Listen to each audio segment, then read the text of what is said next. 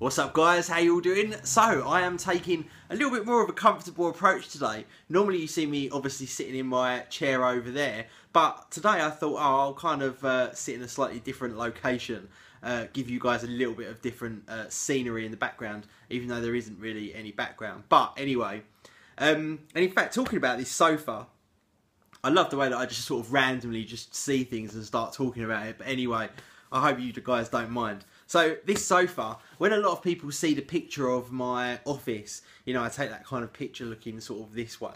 A lot of people say to me, oh, why don't you get a white sofa or a black sofa and make sure it's like a really modern looking one, etc.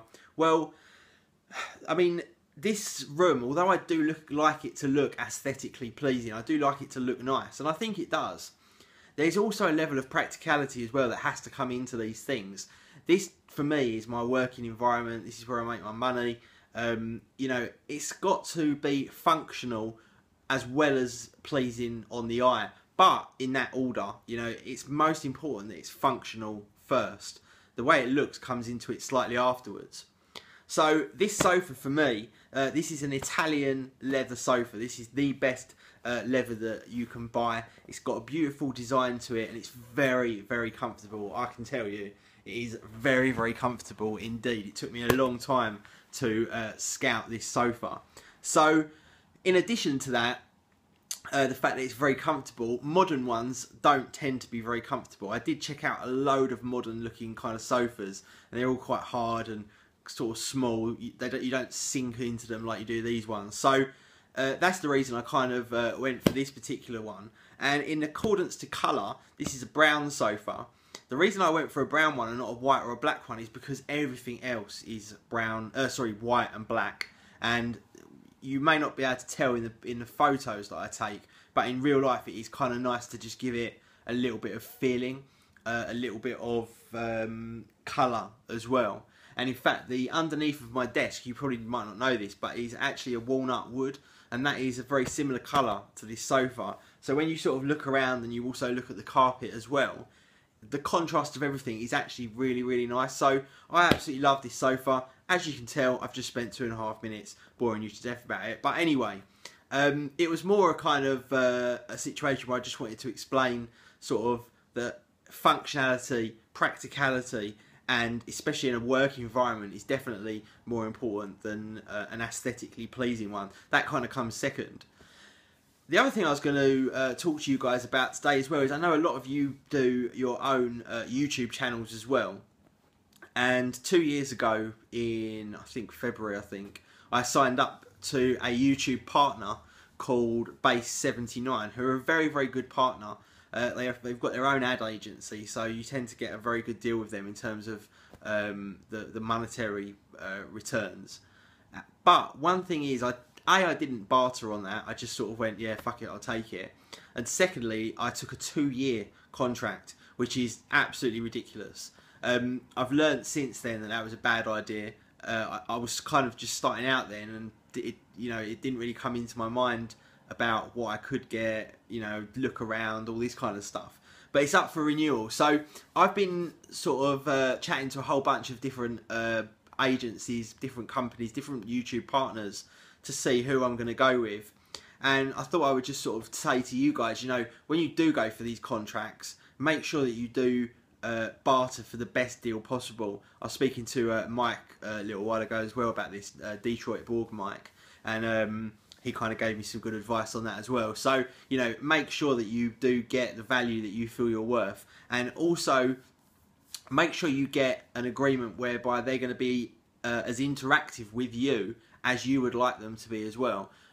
Obviously you can go to a company where they just pay you every month, or you can go to other ones where they're more interactive. They're going to communicate with you. They're going to try and set you up with other partners to do collabs and this kind of stuff. So bear that in mind as well. But the most important thing is, do not take a 2-year contract. 2 years in this world of online stuff is a long, long time. So don't take a 2-year contract is my advice. Always go for a maximum of 1 year, and if you can, maybe even go for a 6-month contract if that's at all feasible with the deal that you're going to get. You do tend to find that the better the deal, the longer they want the contract, obviously. But bear in mind that you can grow quite rapidly on YouTube, and a deal that seems good now in 6 months could seem absolutely terrible. So just be careful about the way that you approach those negotiations, and what you actually settle for. So I'll let you know in the future who I've chosen to go with and why, and all that kind of stuff. But at the moment, I'm just sort of making my mind up. And another thing I wanted to speak to you guys about, and obviously it wouldn't be an Adam video unless I completely forgot what it was. We'll come back to it in a minute. I've put up, I'm just editing, well, not editing, I'm just finishing off, rendering is the word I'm looking for, my video of today.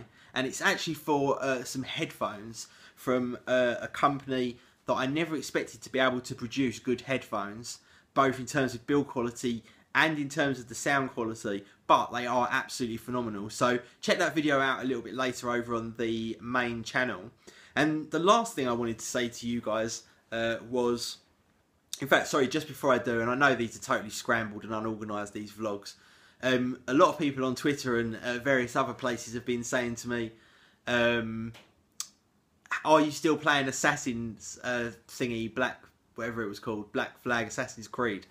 The answer to that is no, because I found that it was taking up too much time, and I also found it was kind of exhausting as well on my eyes. So I've kind of stopped that for a little while. I also got to a point where it was kind of getting on my nerves. I sort of got a little bit bored. So I've stopped that for a little while. But I think I will go back to it when my son comes round at the weekend. I might have another sort of go and see how I feel about it. But yeah, I've sort of kicked that in the head, really. And the last thing, well, I'm not going to say the last thing, because all of a sudden something else might jump into my ridiculous brain. But another thing I was going to talk to you guys about is, when you kind of, well, let's take me for an example. A little while ago, we sort of agreed that I would do these vlogs every single day. And here we are, what is it? Like I said the other day, 80 odd days later, and I've stuck to it every single day, and I will continue to do so as long as I can. And with me, I'm very much someone who, once I start something, I have to go balls deep into it, and I have to like finish it. I have to do it well. I have to finish it, And I kind of have dealings with a lot of people who are, and I see them online as well, and on YouTube and stuff, and on Twitter and various other places, who sort of start things and then they don't finish it. Or they have an idea and they sort of do a half-assed attempt at it, and then it just sort of wanes away into the distance. And then they wonder why these things were never successful. And I think it's important, both in terms of business and in your, I guess, in your personal life as well, that when you have a situation like that, where you're starting something, it doesn't have to be tech related or websites or YouTube or anything like that. This could relate to anything. I always think it's important to follow through with it. Don't take that the wrong way. We're not talking about diarrhea here. We're talking about sort of the real life world. So yeah, just make sure that you kind of stick with it and follow through with it, and give it an extremely good go before you maybe come to the decision that you don't want to continue with it. I think it's important to see things through. I think it's important for your state of mind as well as you move forward to say, no, I started it, I gave it a really good go, I completed it, and I kind of put my all into it. And then either way it turns out, it's much nicer to sort of deal with that moving forward. And I guess you could approach that in terms of relationships with other, partners, with family, with friends, however you want to look at it, as well as in business environments as well, and even in your hobbies and stuff like that.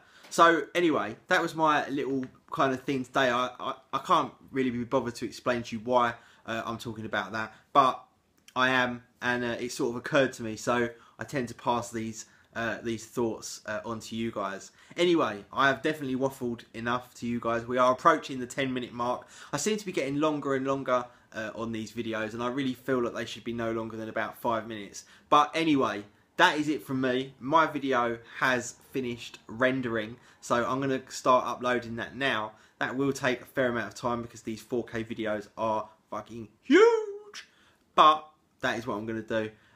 Peace out, guys. Have yourselves a fantastic evening. Relax, live life to the full, and I will see you in the next one. Peace.